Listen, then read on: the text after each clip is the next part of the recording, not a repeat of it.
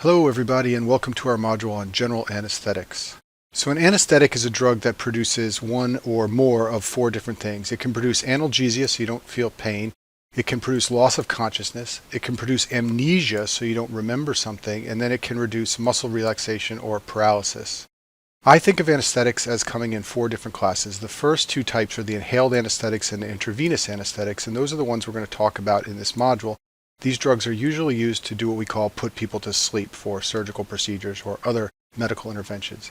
Then there are the local anesthetics, which numb the skin or nerves, and I talk about these in a separate module. And finally, there are the neuromuscular blocking agents, and these paralyze patients, and we have a separate module on that as well.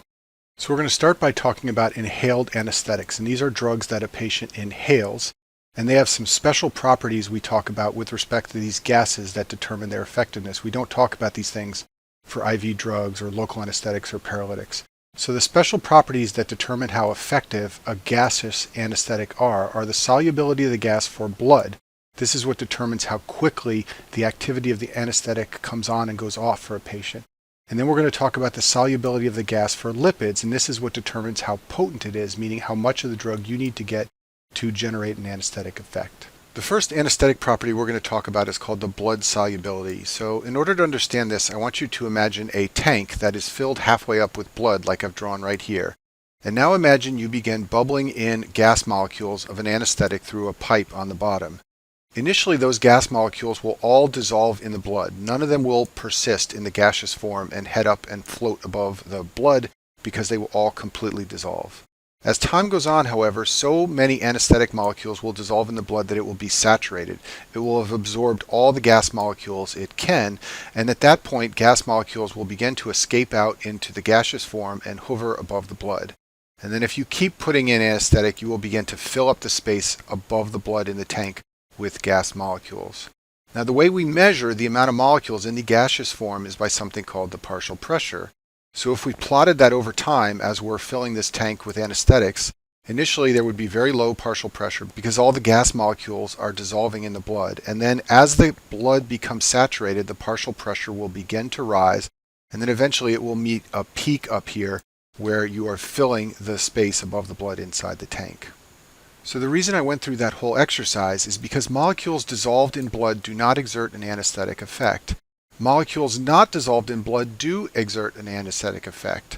And so based on the thought experiment we just did, you need to saturate the blood to generate a partial pressure and get the anesthetic effect. So the more soluble a gaseous anesthetic is in the blood, the longer it will take for its effect to be exerted on the body. So just to summarize this, because it's an important point, when you put a gas anesthetic into the lungs, into the alveoli, it must saturate the blood first, and then it will begin to exert its effect on the brain, and then it will cause sedation. So this means that a higher solubility of a gas is a higher tendency to stay in the blood, less likely to leave the blood for the gaseous form and then the brain, so a longer time to saturate blood. And what this means in terms of clinical medicine is it will have a slower induction time and a slower washout time. It will take a long time to put a patient to sleep with an anesthetic that has a very high blood solubility. On the other hand, a gas anesthetic with a low solubility will quickly saturate the blood. It will quickly get molecules into that gas form that can exert their effect on the brain. Therefore, there will be a very short induction time for anesthesia and also a short washout time when you turn off the anesthetic gas. So we can evaluate the blood solubility of gas anesthetics by looking at how long it takes for the partial pressure to rise. So imagine that a patient begins inhaling anesthetic B, and we measure the partial pressure of that anesthetic in their bloodstream over time. Anesthetic B takes a long time to rise up to its maximum value where it will yield its maximum anesthesia effect. Drug A, on the other hand, when the patient inhales that, it quickly rises up to its max effect. Therefore, from this graph, you can tell that drug B has a much higher solubility in blood, and therefore it takes a longer time to get up to this max effect. Drug A, on the other hand, has a much lower solubility in blood and therefore rises quickly to the max anesthetic effect. To be able to compare the blood solubility of different gas anesthetics, we determine something called the blood-gas partition coefficient. So this is the concentration of the anesthetic in blood compared to that in alveoli. So for example, for isoflurane, it's 1.4, which means that when you put isoflurane gas in equilibrium with blood, it will be 1.4 times more likely to be found in the blood than in the alveoli. It's slightly likes to be in the blood form compared to the gaseous form. And these are some partition coefficients for various anesthetics. So halothane has a very high partition coefficient. That means it likes to be in the blood form. It has a high solubility in blood. On the other hand, nitrous oxide has a very low partition coefficient. That means it is not very soluble in blood, and it likes to be in the gaseous form and quickly exert its effects. And I've sort of summarized these for you down here at the bottom.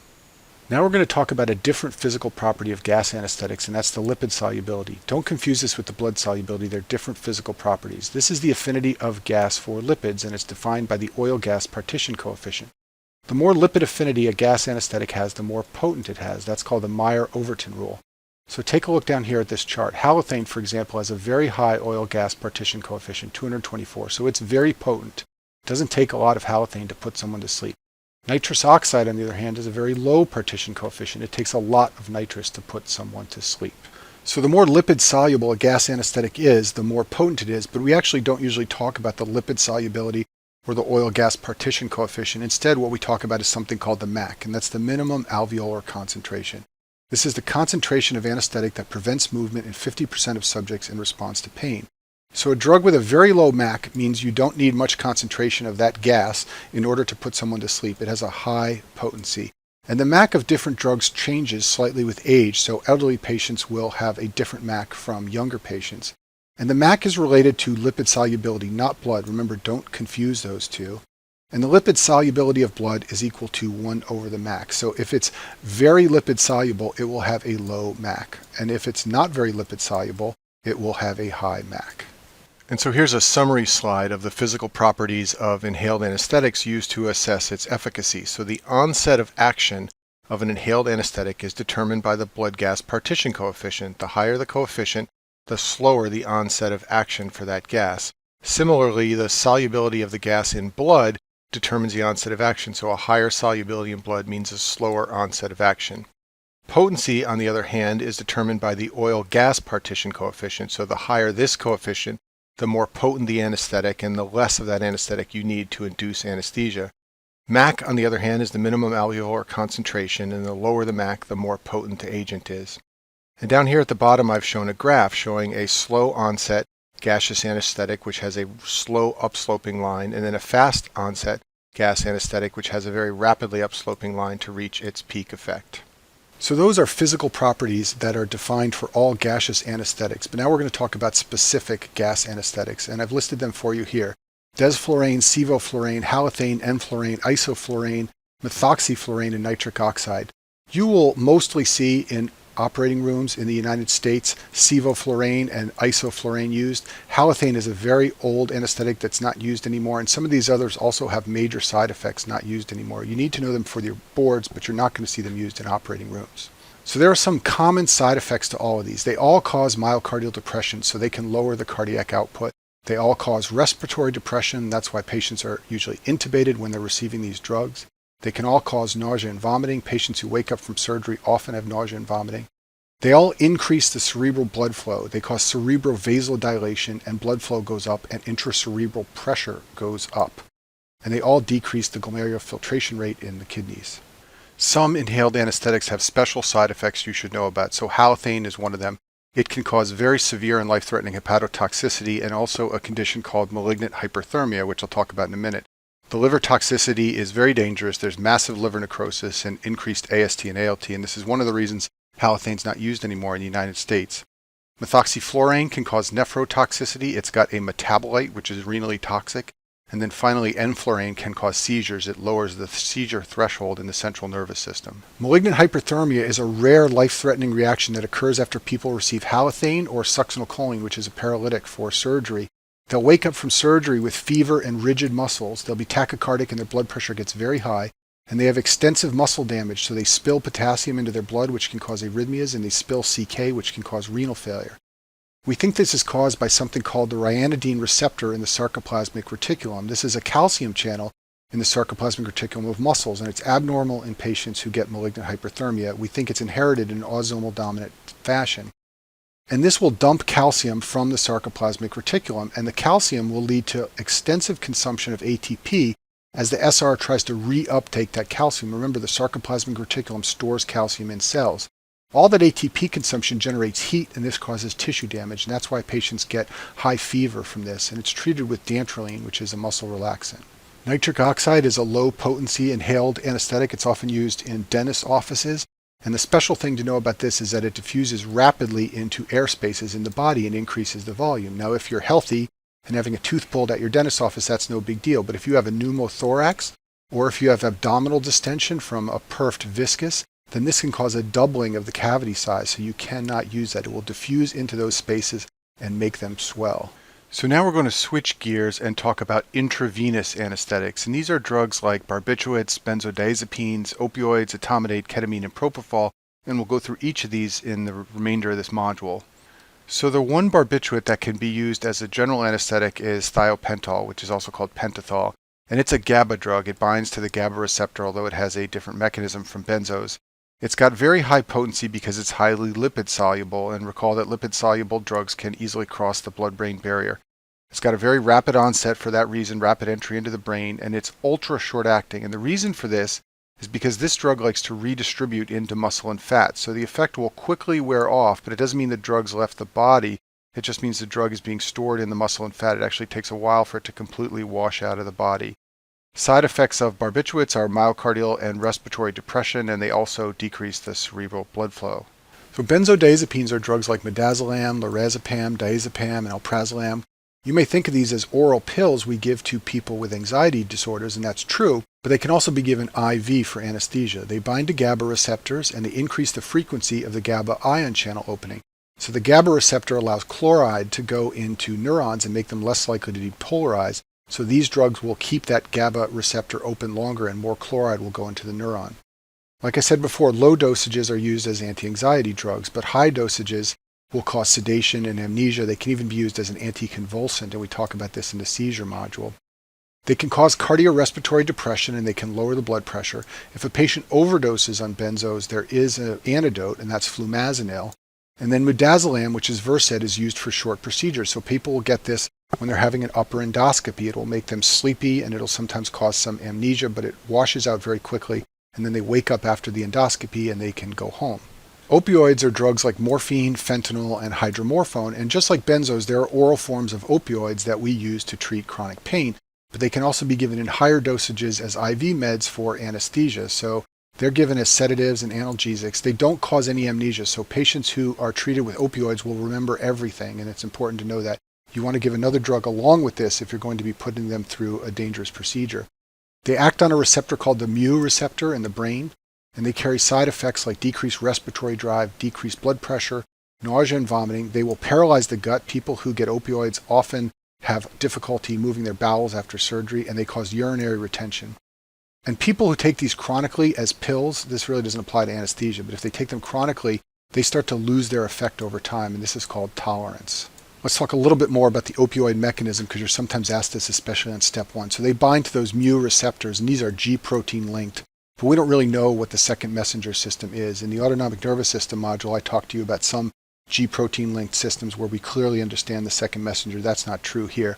But they do increase the potassium efflux from cells, and this hyperpolarizes cells. It makes it harder for the neuron to conduct an impulse, and that appears to cause less pain transmission. If patients take an excessive dose of an opioid, they will develop life-threatening respiratory depression. And in this situation, there is an opioid antidote that can be given. It's called naloxone. It's used for overdose situations. It is an antagonist of the opioid mu receptor, and it competes with opioids and displaces them from the mu receptor binding site. It will reverse the effects of opioids within minutes, and this can be very dramatic. If you ever see a patient with opioid overdose, that patient can be somnolent and have a low respiratory rate. And when you administer naloxone within minutes, they will immediately wake up and become interactive.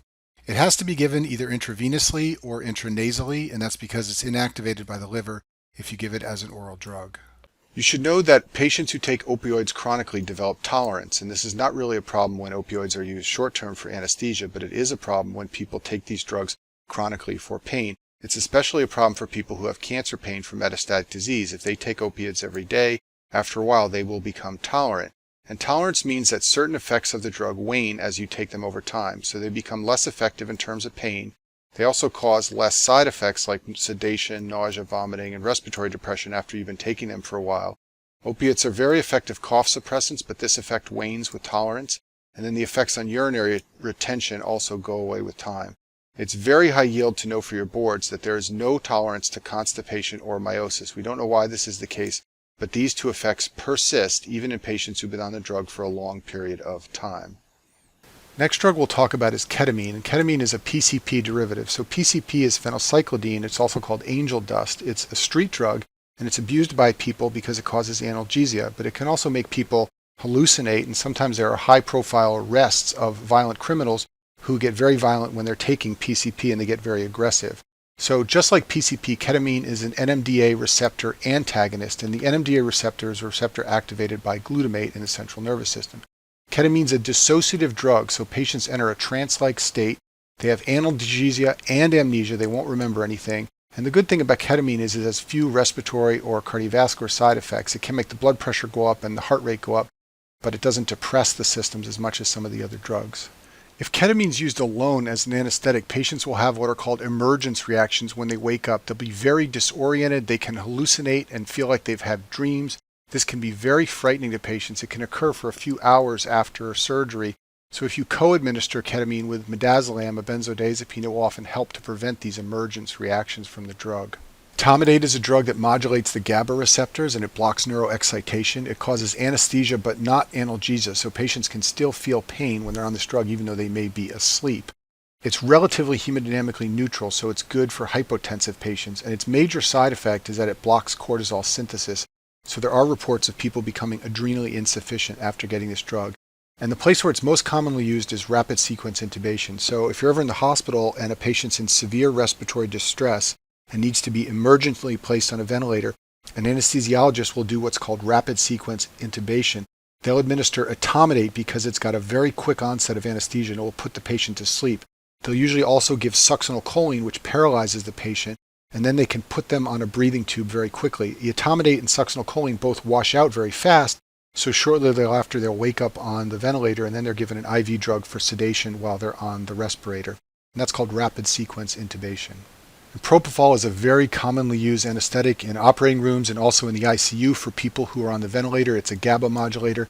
It puts people to sleep and they don't remember anything after the drug. It can cause myocardial depression and hypotension. It's a milky white substance that you drip into people's veins, and it's very effective as an anesthetic. So just to review, there are a number of anesthetics that work through the GABA receptor: etomidate, propofol, benzos, barbiturates. And remember that GABA is largely an inhibitory neurotransmitter, so when you activate this system, you get sedation, and that's why these drugs are effective as anesthetics. Let me finish by just telling you a little bit about how these drugs are used in actual practice. Anesthesiologists talk about induction and maintenance in terms of general anesthesia. So induction is when they want to put a patient to sleep, and for this they use intravenous drugs like propofol, etomidate, or ketamine, and these quickly put the patient to sleep. Once the patient is asleep, they maintain the anesthesia, either using IV propofol or an inhaled anesthetic like sevoflurane or desflurane. And so this is just the way these drugs are used, especially the inhaled ones, you should know, are typically used for maintenance and not to actually put someone to sleep. So just to give you an example of how these drugs are used in combination in a real case, I often go down to the operating room to take images of the heart during open heart surgery. And so what the anesthesiologist will do for an open heart case is induce anesthesia with propofol and midazolam. The midazolam gives the patient some amnesia, and so does the propofol, and the propofol puts them to sleep. For the initial portion of the case, they need the patient to be paralyzed as they open the chest, so they'll administer rocuronium, which is a paralytic.